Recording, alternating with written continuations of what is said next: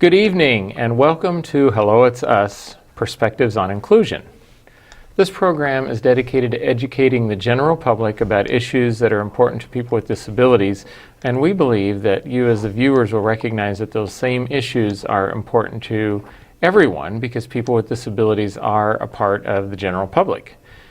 Hello It's Us, Perspectives on Inclusion is brought to you through a collaboration between the University of Iowa Center for Disabilities and Development, our friends at Uptown Bill's Coffee Shop, and the good people here at Public Access TV.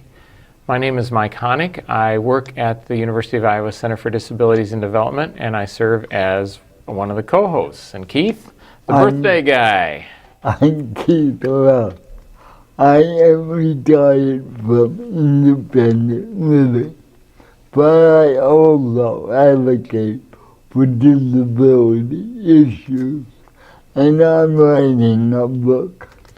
And we're still waiting to do that interview, Yes. a guest interview for you. So we're very pleased this evening to welcome a recent college graduate and now a recent somebody that's just gotten a job, and it's exciting times for her. Her name is Jessica Gallegos.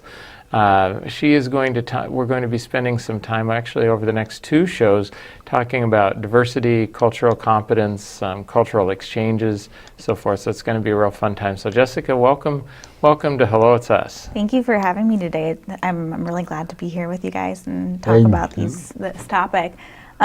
So I got interested in this field early on in my career, and I had the privilege of working at an elementary school when I was in college, at Grinnell College. Oh. And I worked with a few children with autism spectrum disorder. And I often saw how they were treated by their peers and then even by some of the teachers, and I thought, we really got to change that. So I did a lot of work with their peers to promote diversity and understand what different things that he might do, or I'm thinking of one child in particular that might be different, and just kind of understand autism spectrum disorder in general. And I think I've always seen myself as being a pretty diverse person, and I think that's really what prompted me to want others to know that diversity was a really great thing. So my dad is from Mexico, and I'm half Mexican, and then I majored in Spanish and Latin American Studies at Grinnell. And I think my own identity, my own experiences with my disability, and then my love of cultures and languages converged into this a really great mix of things that isn't really talked about in Iowa much, and that is that Iowa's really diverse, and we don't acknowledge it, and then it's becoming more diverse, and our medical professionals aren't really equipped to deal with that diversity, and so I see cultural competency in healthcare as a really important part of our clinician and medical professionals in general, their education, so we can provide the best care and services possible to individuals, but particularly individuals that are culturally and linguistically diverse individuals with disabilities. Do you have any idea how we could do it? I do have some ideas that I think I'm going to end up sharing later on, because I know I did some cultural competency trainings that we're going to talk about. And I think that education is such an important part of really changing the culture of the medical profession, to put more emphasis on understanding diversity and understanding that our patients are not all the same, even though we're taught that everybody has a fibia or a tibia. Yeah, and I think that is really important, that the culture is integrated into that. It's really neat that we're actually having this conversation tonight. We're actually filming about a week and a half before the show actually airs, and we're filming it on the day before the fourth annual Culturally Responsive Care in Iowa conference. It's too late to put in a shameless plug to have everybody go out and register, but hopefully next year, some of you watching this or viewing this will remember that we have this conference here at the university every year. It's sponsored by a variety of health sciences departments and colleges on campus. And one of the things that is really exciting, at least for a day, is to be at that conference and recognize that people who have taken the time to come there get it. It's almost like you're preaching to the choir, because you get all these people that are talking about all kinds of diversity. We've been really fortunate to start blending disability into that conversation. It wasn't. It's like they're sometimes that the two are running on parallel tracks. The whole serving patients with disabilities and serving diverse patients, and really, it's their disability is a central part of diversity. And I'm so glad that you are, you've, as a part of your early career track, have picked up on that and are doing something about it. Yeah. And then I've been in Iowa. It's changed quite a bit. It has changed. But not enough. And I'm not putting Iowa down. It's just that we're a generally white population. It's true. It is true. And I forget what the statistics are, but I think 90-something% of the population That's right. is white. But then that leaves, whatever amount of the population is left that is still really diverse and is not just, Latino or some of them are Burmese and Indian. Yeah, Indian. There's a lot of different cultures that we're missing out on and that come into, the CDD, if we were just picking one place, that we're not equipped to serve. One thing that bothers me is most people in the state government don't mind that. And they gotta get over that. Yeah. Well, I think there's a perception out there that diversity doesn't exist in Iowa. I think it was 2 years ago at this conference I was telling about somebody I think it was from UNI, was just talking about the changing population in Iowa. And I want to say that he said that in the Des Moines public school system alone, there are over 50 languages spoken. Yeah. So, that's... Well, Jessica, I wanted to, before we get into this is part of the meat too, I guess, but before we really get into talking about a lot of the work on diversity and cultural exchange that you've already been involved in, earlier this spring, we were fortunate enough to bring in some guests, and we did a couple of shows. One was on parents as mentors, and the other one was on it was a disability policy seminar, as well as just some general work that's being done in the area of disability policy. And it was our guests were all connected in one way with Iowa's LEND program, Leadership in Education and Neurodevelopmental and Related Disabilities. I think I actually got that out. Yeah. And so Jessica is, or was, I guess I keep forgetting she's graduated now, but Jessica was an active participant, was what's referred to as a LEND trainee. And I thought, just for some continuity and to bring our viewers up to speed as sort of a refresher, and for the benefit of any new people viewing, could you just give us a synopsis of the ILEND program and what some of the takeaways that you got? Yeah, absolutely.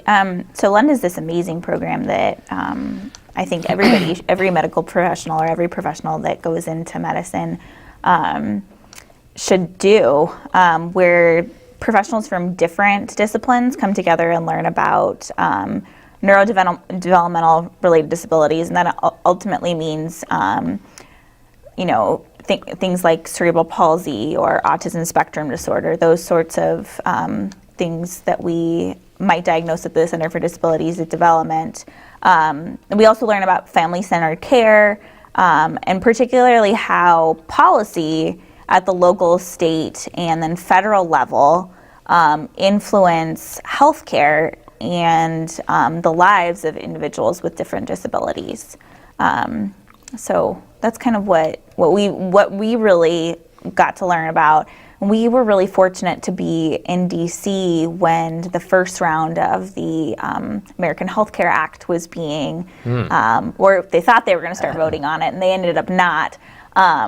And we did some really great advocacy for the disability population, and really talked about the waiver services in particular in Iowa, and how the American Health Care Act would essentially get rid of those for us. And I think that was the biggest takeaway for me, being able to go up to Joni Ernst and say, you know, this is really not a good bill, and we need to look at it and sit down with people that are impacted by it and talk to them and see what they have to contribute. Jessica, what was the general response?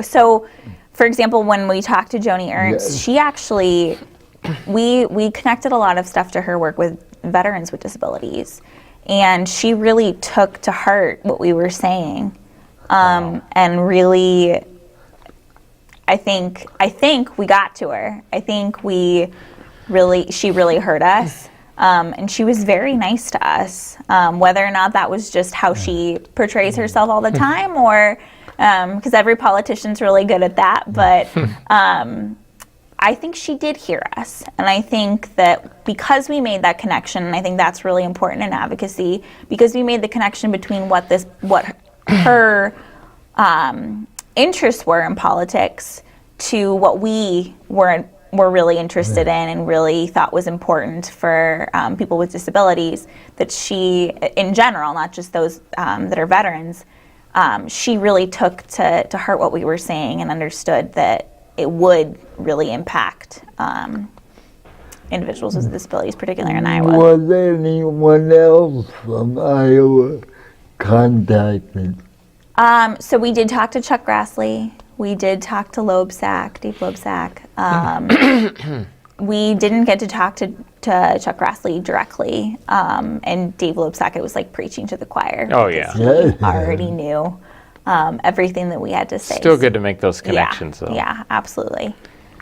So it was really an interesting time, and that for me was the most important part of LEND, being able to actually advocate on behalf of individuals with disabilities. I had a kind of an aha moment on LEND, actually, during the show that we did. Well, we did the Parents as Mentors, and then, as I mentioned, we filmed 2 that evening, and the second one was on the disability policy seminar in particular.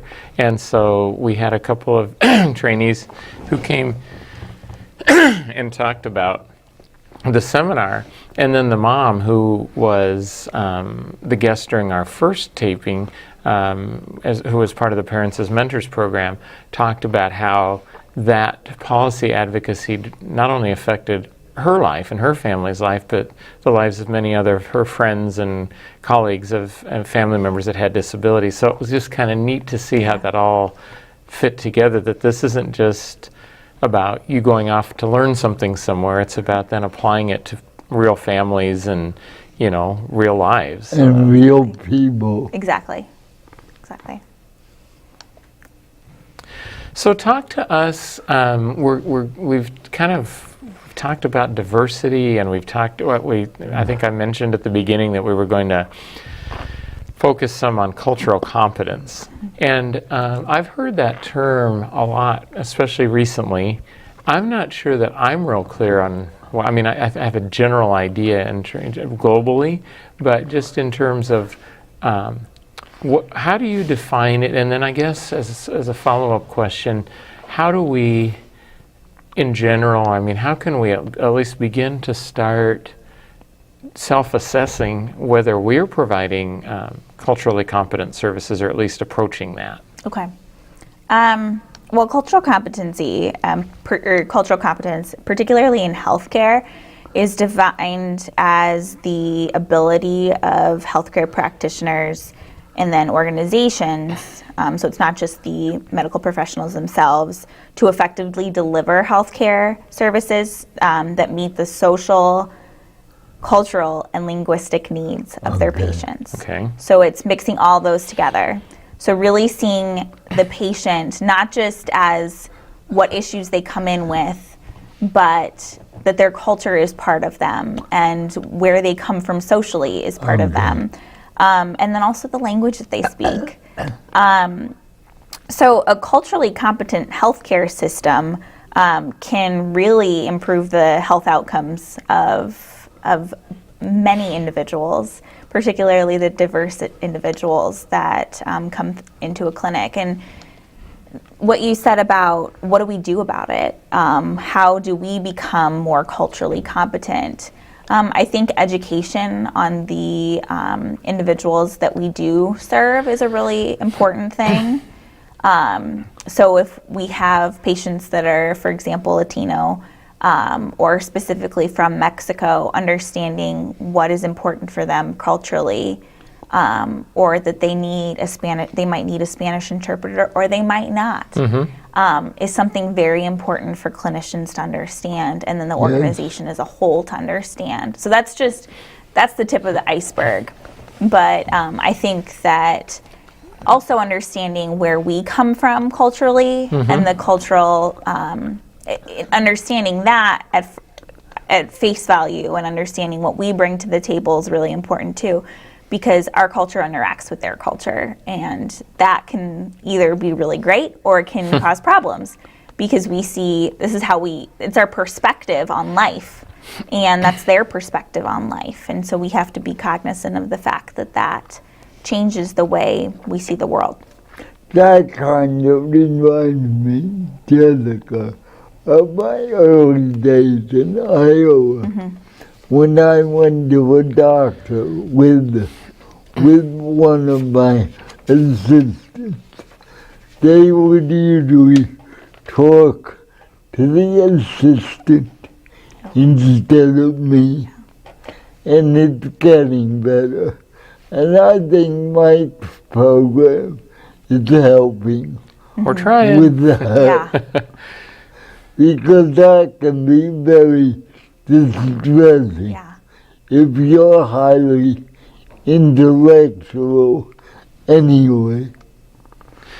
Well, that probably happens a lot with people if the doctor or the healthcare professional only speaks English, and someone comes in, pick a language that they don't speak, there's probably a tendency to either speak to the interpreter or rather than the person, or assume that the person can't understand. Or does that happen a lot in healthcare? It happens a lot where the doctor talks to, or the medical professional in general will talk directly to the interpreter as if they're the patient, but they're not the patient. And so I've done a lot of work with some of the people at the CDD to learn how to talk to interpreters, because we don't really think about that being as an important thing. Like, oh, I know how to talk to an interpreter. I know how to talk through an interpreter. But we often don't, because talking through an interpreter means that you're looking at the patient, not the interpreter. And the interpreter knows that you're not being rude by not looking at them. Right. They've been trained that they're literally there to be that communication piece and connect you to the patient. And they are not the patient, and they know that. So it's an important thing for us to remember, that you look at the patient. Patient-centered care. With the education you have had so far, how do you think we can tackle that? So I think that providing trainings on how to use interpreters, and then teleinterpretation too, because that's also becoming a bigger thing. I think that if we, role play it, it's really helpful.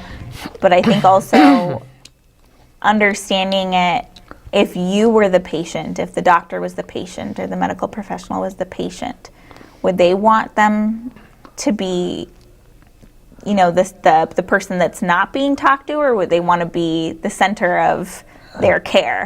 And I think a lot of cultural competence, and particularly learning how to use an interpreter, it comes from understanding how we would want to be treated in that situation. And I think we forget that sometimes. Yeah, I think, and I think one of the challenges that we deal with in general when we have cross-cultural communication is that we don't always know what those cultural norms are, or whether we might be offending somebody, and I think that's I guess part of that just comes with trust, right? I mean, and just really knowing that getting the person to trust you to the point where if maybe you are providing a service to them and you have in some way insulted them or are doing something that's culturally not good, that they would tell you. I guess that I've always found that to be a little challenging, because sometimes I don't know if and when I'm offending somebody, and I don't always know whether they're going to be comfortable enough to tell me that. It's true. And that's hard because we can't be well versed in every culture that comes into a room. We can't. But we can try to look at the different cultures. If we look at the cultures that are coming into a clinic and learning something about what's important to them in healthcare, we can attempt to become more culturally competent in that sense. But I think the other thing is too that we need to remember that every individual is an individual. Yes. So regardless of what culture they come from, they're also an individual, and they have their own perspective on their culture. So it's really hard to teach. Yeah. It's a really difficult thing, because at the end of the day, every individual is an individual regardless of the culture that they're part of. So I think, it comes down to, again, that you just understand that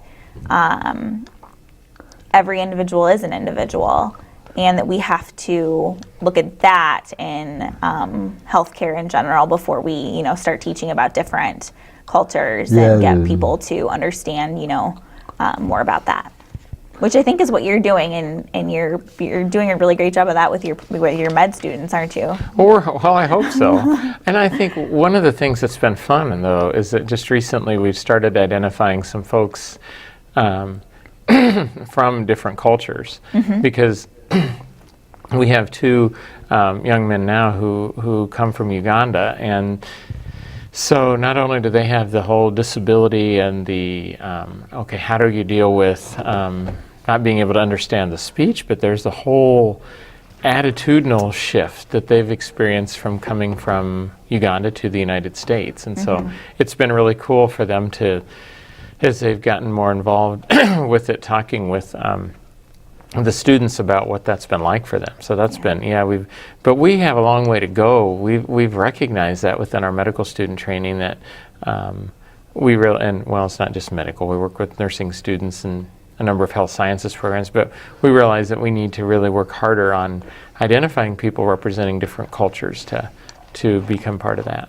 So maybe you can help us out. Yeah, maybe I can, But speaking of training, I know that you've been involved with actually doing some cultural competence training with a particular program, perhaps more than one, but I know of one in particular, the RAP program that you've been. So I'm wondering if you could talk a little bit about what that training involved and some of the lessons learned by both the students and you as an instructor.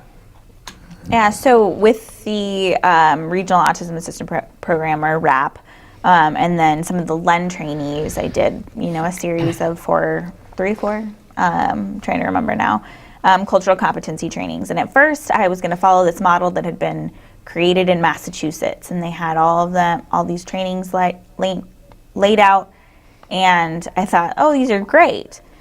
But then I realized, I'm preaching that I was so diverse, and I'm using a training from Massachusetts, and it did not make sense. So I went back to the drawing board and created a training that was Iowa specific. So we did talk about using interpreters. That was one big thing that we talked about in the trainings. But also specific little things that would be important to understand about different cultures that are coming into clinic. So the Latino culture, understanding how family plays a role in care, And then we did pre and post tests. So on the pre-test, it was really interesting. People in all of the trainings said that they were culturally competent, and they listed high levels of cultural competency. And then on the post tests, they said, actually, we're not. And I didn't see it as that the training didn't work. I saw it as that they realized that they had more to learn. And I think that was the best thing that I got out of the feedback from the training, was that they wanted more of these. Yeah. They wanted to understand more about the people, the patients that they were seeing. And in the future, I'm actually going to be doing some more trainings at the CDD, and they're going to be specific to some of the issues that our diverse populations might be facing socially or culturally. So outside of the clinic, and how we can understand those things so that we can provide better care to those patients inside the clinic, the CDD. I think one other important thing about cultural differences is how families from different cultures treat their children with disabilities. We have to understand that first. Yeah. And it's very different from culture to culture, because they see disability differently. They see it very diversely. And it's hard to capture that all.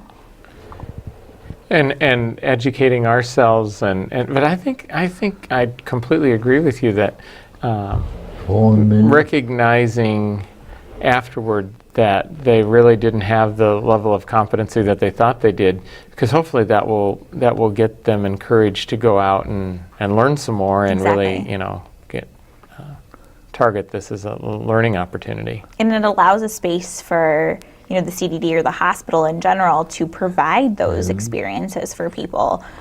So if they're seeing something in their clinic, or they're seeing something with a patient group and they don't understand it, it would be a really great thing for the hospital or whoever to survey the medical professionals that are seeing patients, to understand what they're seeing and what they need help with understanding. And so that's part of what I'll be doing for the CDD, will be actually finding out what people are seeing in clinic, so that we can kind of tailor it to what's going on outside in these people's lives. So that's great. Will part of your job be? I don't think we actually mentioned it. I think I said Jessica has a new job, but she will be working with us over at CDD, which is great. Will part of your job then be to help people connect with resources that they can review or study, or obviously if you Google cultural competence, you're going to get a little bit of everything, and I'm sure you've vetted and various resources to kind of help guide people. Yeah, I think that that's definitely probably part of what I'll do. But again, it's hard because not everything's Iowa specific, and that can change the information, or the it could be a great resource, but it doesn't really fit with. So I'd have to go through a lot of stuff and figure out what it's a great resource, but does it fit for the population that we're seeing? Absolutely. And that's something that we'll have to keep in mind. Take some time. I think one thing as that is that the university community itself is very diverse. It is. It really is. And I think that we can use a lot of those resources in the future, as we move forward and try to become more culturally competent. 1 minute. Yeah. Well, this is, as it always does, the half hour has flown, and so we want to thank you for taking the time to come in and talk with us about cultural competence. We're going to, as I mentioned at the outset, this is a 2-part series. So in our next show, we're going to really be focusing on some cultural exchanges that that you've been involved with, and that we're very excited about that. But I want to thank you for your time, Jessica, and for sharing your expertise in an area that we really need to be talking more about. I want to obviously thank all of you for tuning in out there, and thanks to our sponsors for making this possible. Keith, any final? Have a good week out there, and thank you again. Thank you both. Jessica.